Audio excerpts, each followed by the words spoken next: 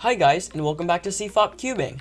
Today, I'm going to be teaching you how to solve the 4x4 with the easiest method. It's called the reduction method. The reason for this is because we reduce the 4x4 into a 3x3, and then we solve it like a 3x3. I'll give a quick explanation. We start by solving the white center, then we solve the yellow center opposite of it, then we solve the rest of the centers. Now we're going to solve all the edges, and then we finally solve it like a 3x3. These four centers make up one center on the 3x3. These two edges are equivalent to one edge on the 3x3, and the corners are just the same. It takes a little bit of time to get used to, but with that out of the way, let's get on with the first center. The main thing to do when making centers is to make bars. A bar is two center pieces right next to each other, like this. Start by making one of these. It's easy once you get the hang of it. Try to find two center pieces that are white, and then try to pair them up. Like this here doesn't pair up, so we'll do this so that it does pair up. Now we'll put this bar to the left, and we'll try to make another bar. Make sure that there's only two white centers over here, and if there's a third one, then just move it out into the middle layer. If there's a white center on the other side, then you can move it over, but make sure you don't mess this bar up. So since this bar is on the top here, we're gonna put this down in the bottom, and then move it over. Now that's good, but we moved this center over, so let's first move that out of the way and then move this bar over. This actually created a bar. If it didn't, then just pair it up like that, and then now we're going to match both of the bars up. Now we're going to do the second center, which is yellow, because that's the opposite of white. So we're going to hold the white onto the bottom like this, and we're going to make sure that there's no yellow up here. If there is one, then make sure that there's no yellow in the front. So we'll just move over like this, and then we're gonna bring this down, and then we're gonna do an F2, and then bring it back up. Now it's down here, and there's no yellow up here.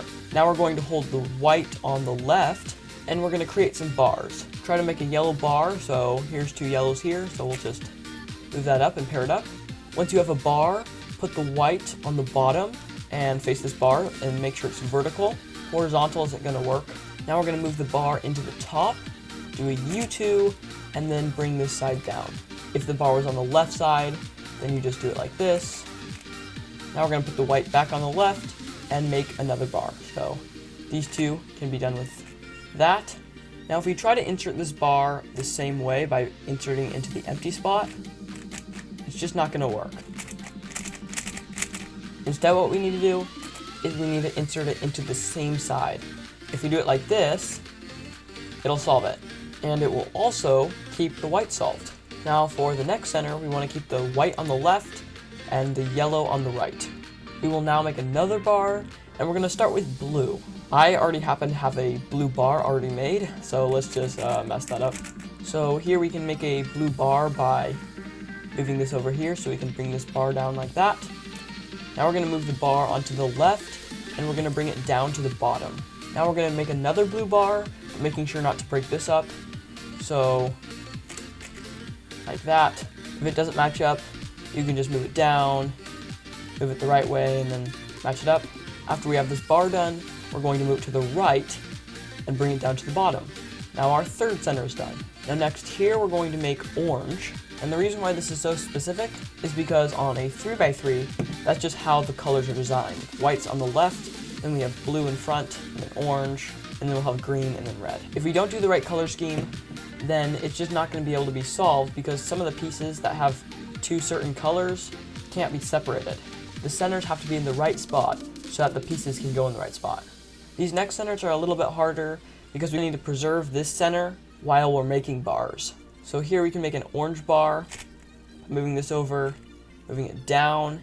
It does break up this though, so we need to move this out of the way and then resolve this blue. Now we have one bar over here. We want it on the left, so if it wasn't on the left, we just move it to the left. Now we don't see any more orange, so it's back here. We want to bring it up here to the top, but it does break up the blue here, so we need to move the orange out of the way and then bring the blue back to be solved. Now we can take this center and match it up to make a bar, move it out of the way, and then resolve blue. Now to insert this bar, we can't just push it in because it's going to break up the blue. So instead what we'll do is we'll move it to the same side, bring this side up, do a U2, and then bring the side down. It will make this center. Now we have two more centers, and believe it or not, these centers are actually pretty intuitive. but I'm just going to show you what to do in certain cases just to get you started. First, just make sure that you have orange on the bottom, and if you have two bars that are different colors on the front and the top, then you're going to start by making sure that the colors are on the same side. So the greens are on the right and the reds are on the left. So to solve this, you're just going to move red up to red, do a U2, and then bring the side down. If red was on the right, then we would just move the red into red like this, U2, and then bring that side down. Now if you have a case where the centers are mostly solved, but there's just one center that's not solved, then put both unsolved corners in the bottom right, like that. And now we're going to do a U2. Now we're going to bring this right side up, U prime, and then bring the side down. Then you'll get this case, which you have already learned. Now if you get a different case, then just bring the right side up, U prime, right side down, and then you'll get a case that you know. If you don't know how to read Rubik's Cube notation, then just check out this video up here. That will show you all the notation for any n by n cube, which is 2x2, 3x3, 4x4, 5x5, 6x6, 7x7, etc. And now that is the centers. It is now time for the edges. Put the white on the top, and then look at this edge right here on the left. Choose one of these pieces, it really doesn't matter. I'm just going to choose the top one. Now what we're going to do is we're going to look for its duplicate piece. Every singular edge piece has a duplicate that goes right underneath it or above it, so we're going to try and find the piece for this one. If it's in the top row, which mine is here, we're just going to bring it to the front like that, and then we're just going to put it right here. So we'll just do that by doing an R, U prime, R prime, and now they're right across from each other. If it was over here, then that's fine, you can just rotate over here, and now they're across from each other. And if it's over here, then you can just bring it all the way over to the front by doing a double move, and now they're across from each other. Finally, if you find out that it's in the bottom layer, then just flip the cube over so that yellow's on top, but this edge is still on the left, and then we're just going to insert this like we did before. So just put it into the front, and then R, U prime, R prime. And now they're across from each other. Now once you have them across from each other, if they are in different slices like this, what you'll do is you'll move it over to pair them up. You'll have this edge on the right, then you'll insert it into the top layer, doing an R, and then replacing it with an edge that's not solved, like that, and then bringing this down, and then we're going to undo this slice move we did, and then that will resolve the centers. Now if they end up being in the same slice, then you're going to have to do something called the flipping algorithm. It just flips this edge, goes like this, R, U, R prime, F, R prime, F prime, R. Now they are in different slices, so we can just solve it like we did before. Bringing it up, putting the top row, replacing it with one that's not solved, bringing it down, and then unslicing it. Now we're going to do this to as many edges as we can. I'm going to choose this edge, which is not actually in the top row or in the middle. It's actually on the bottom here. So remember, we'll flip the cube over, but keeping it on the left, and then we'll put this in the front. Put it in. They are in the same slice, so we'll do the flipping algorithm, and then we will pair it up, put it in the top, replacing with one that's not solved, and then undoing the slice move. Now once you've solved 3 edges on the top, and you have 1 unsolved one left, then you can solve the last one, except remember not to push this up into this unsolved one, push it up into one that's already solved, so you can replace this with the unsolved one. Now I'll bring it down and undo the slice move.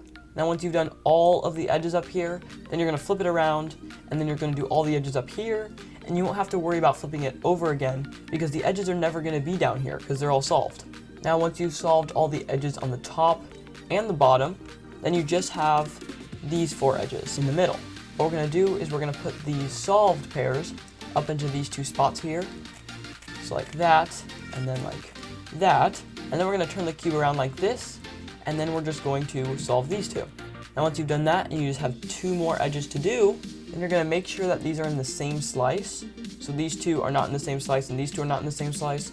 So if they're not, then just do the flipping algorithm, and now they're going to be in the same slice. Now to solve them, what you're going to do is you're going to do a wide U prime, and then you're going to do the flipping algorithm, and then you're going to do a wide U. And now that is all of the edges. Now you can solve it just like a 3x3. If you don't know how a 3x3 is solved, then just check out this tutorial up here. Otherwise, just do it. Now remember, these 4 centers are equivalent to 1 center on a 3x3, and then these 2 edges are equivalent to 1 edge on the 3x3, and then 1 corner is equivalent to 1 corner on the 3x3. Now after you finish the first 2 layers, you could get something called OLL Parity. You'll know that you got it if you have an odd number of edges that are yellow. Here I have 1, which is odd. If you have 1 or 3 edges that are yellow, then it's odd and you have OLL Parity. To fix it, you need to do the OLL Parity algorithm, which is kind of long, but you'll get the hang of it quick. It goes like this.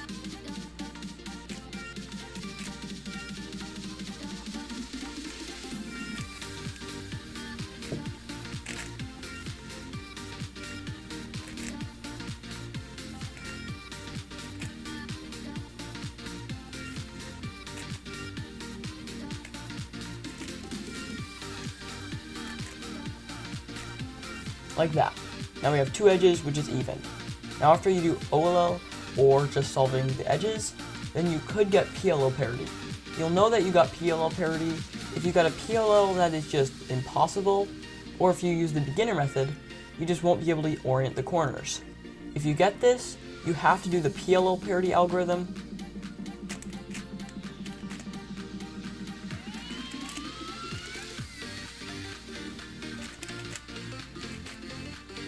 And now, you will be able to solve the rest of the 4x4.